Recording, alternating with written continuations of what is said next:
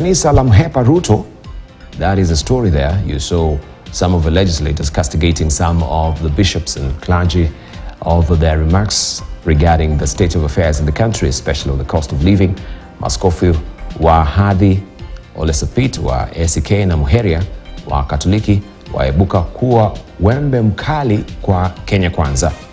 Ukosoaji: Kimani Ichung'wah awafokea wakuu wa kanisa akiwemo Ole Sapit aliyekuwa kati ya marafiki wa karibu wa rais wakati wa kutangazwa mshindi wa kura mwaka jana. The story continues on page 2 of Taifa Leo this morning. Waiguru ahifadhi kiti Sakaja nje, and K Kwanza Azimio wakataa wito Bomas. That is another story to follow inside the Taifa Leo this morning. All right, let's move on and see what we have inside the Business Daily. Fuel usage dips to 5-year low as Kenyans keep cars at home. That is also what is on the front page of the Business Daily. I had indicated this to you that many Kenyans right now are leaving their cars at home because they cannot just simply afford the cost of fuel that has actually gone through the roof. Petroleum consumption falls 5% to 1.01 billion liters. Drop likely to slow down economic activity and GDP.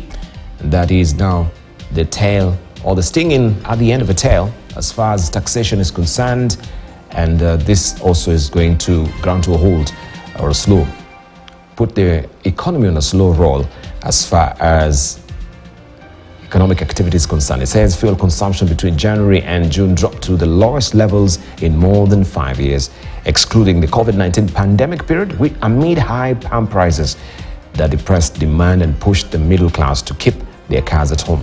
Official data shows that consumption of super petrol dropped 5% to 1.01 billion liters from 1.074 billion liters last year, while that of diesel fell 4% to 1.31 billion liters compared to 1.36 billion in the same period. You can follow the story, the rest of it on page 2 of the Business Daily this morning.